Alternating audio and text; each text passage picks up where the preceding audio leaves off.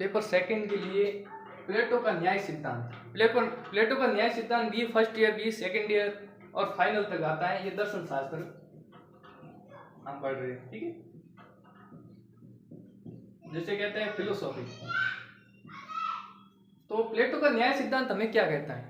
तो न्याय शब्द से आप स्पष्ट कर सकते हो कि समाज में जो कर्तव्य, अधिकार और जो बनाए हैं उनका व्यक्ति क्या करे? कर्तव्य से पालन करे। यही क्या है? प्लेटो का न्याय सिद्धांत है। प्लेटो कहता है कि जो समाज ने जो कर्तव्य बनाए हैं, जो अधिकार बनाए हैं, उसका मनुष्य पालन करे और उन मनुष्य का पालन जो समाज जरूरत के हिसाब से वो कर्तव्य और अधिकार बनाता रहता है, तो उसको क्या करना चाहिए? मनुष्य को पालन करना चाहिए। अब समाज कर्तव्य और जैसे पहले जैसे बाल विवाह है तो वो नहीं करना चाहिए, तो इस तरीके से व्यक्ति का कर्तव्य है कि वो ना करे। ये एक उदाहरण है। तो प्लेटो का न्याय सिद्धांत कहता है कि एक स्पष्ट रूप से हम अर्थ देख लेते हैं इसका दर्शन शास्त्र के अर्थ से। तो व्यक्ति क्या करे?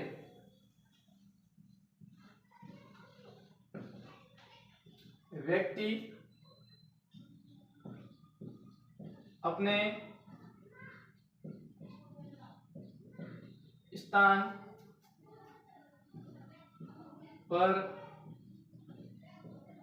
रहते हुए उचित कर्तव्य का पालन करे। रहते हुए उचित कर्तव्य का पालन करे। दर्शन शास्त्र की तरफ प्लेटो के न्याय सिद्धांत की परिभाषा है, व्यक्ति अपने स्थान पर रहते हुए उचित कर्तव्य का पालन करे और दूसरे के कर्तव्य में हस्तक्षेप न करे। वो अपना कर्तव्य करता रहे, दूसरा क्या कर रहा है उसको कोई मतलब नहीं है, वो अपना कर्तव्य करता रहे।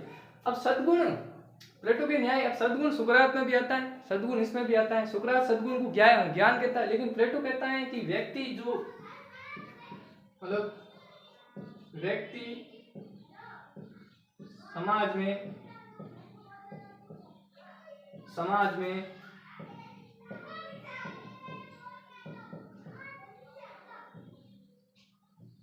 नैतिकता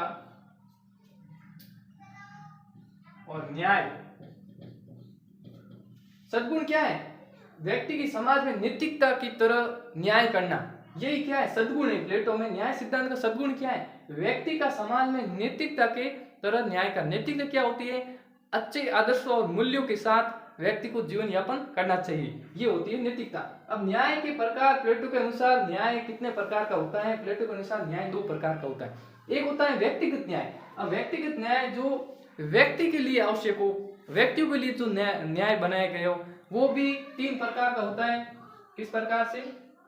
बुद्धि, शौर्य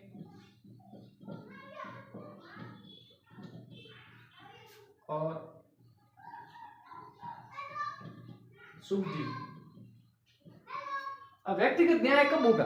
व्यक्तिगत न्याय जब व्यक्ति के अंदर बुद्धि होगी तो व्यक्तिगत न्याय होगा। व्यक्ति के अंदर शौर्य होगा, साहस होगा, उसके अंदर शौर्य मतलब जुनून, वो डरपोक नहीं होगा, परोपकारी होगा। शुद्धि मतलब वो संयम रख सके और उसका पालन कर सके। तो व्यक्तिगत न्याय के लिए तीन सिद्धांत, तीन गुण होने जरूरी है, ठीक है, तीन गुण होने जरूरी। अब सामाजिक न्याय, सामाजिक न्याय से आपको स्पष्ट लगता है कि व्यक्ति को समाज में उसके अधिकार से वंचित न किया जाए। अब आजकल क्या हो रहा है कि समाज में जो शिक्षित नहीं है और जिनके पास शिक्षा नहीं है, जो कुछ भी नहीं जानते हैं, वो बड़े बड़े पदों पर बैठ जाते हैं।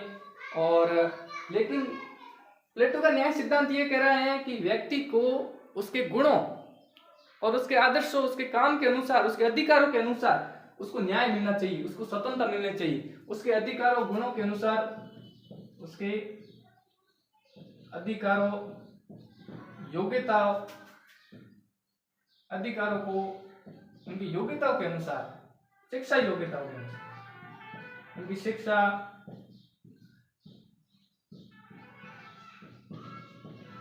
योग्यताओं के अनुसार उसको न्याय मिलना चाहिए। प्लेटो कहता है कि न्याय व्यक्ति के स्वतंत्र होना चाहिए, समानता होनी चाहिए, उसके अधिकारों का हनन न हो। और ऐसा अगर होगा ना तब समाज में क्या होगा, ऐसा अगर होगा, अगर व्यक्ति के अधिकारों का न्याय मिलेगा तो समाज में क्या होगा, देखिए समाज में कानून व्यवस्था बनी रहेगी। अगर व्यक्तियों के अधिकारों को न्याय मिलेगा तो समाज में क्या होगा, कानून व्यवस्था बनाई रहेगी। समाज में कानून व्यवस्था क्या रहेगी, बनी रहेगी। कानून व्यवस्था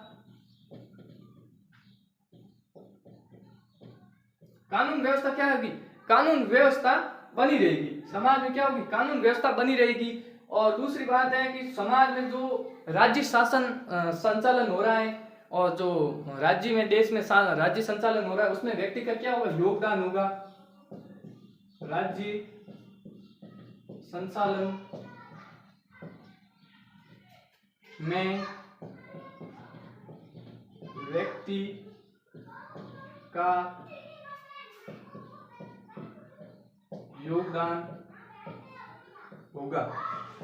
ये कब होगा, ये जब होगा जब व्यक्ति को उसके अधिकार और शिक्षाओं के अनुसार, उसके कार्य के अनुसार उसे न्याय मिलेगा। सामाजिक न्याय का मतलब होता है व्यक्ति अपना कार्य करे और वो समाज के साथ मिलकर कार्य करे। कैसा करे, समाज के साथ मिलकर कार्य करे।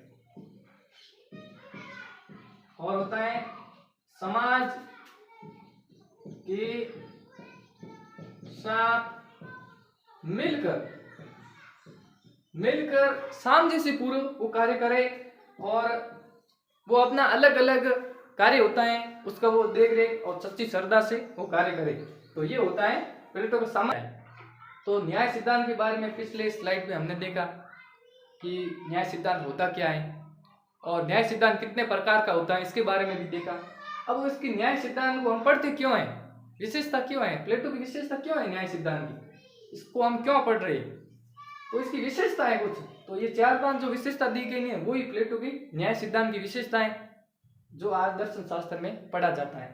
प्लेटो कौन था, एक यूनानी दार्शनिक था। तो प्लेटो ने न्याय सिद्धांत के बारे में क्या कहा है, तो देखिए नैतिक सिद्धांत।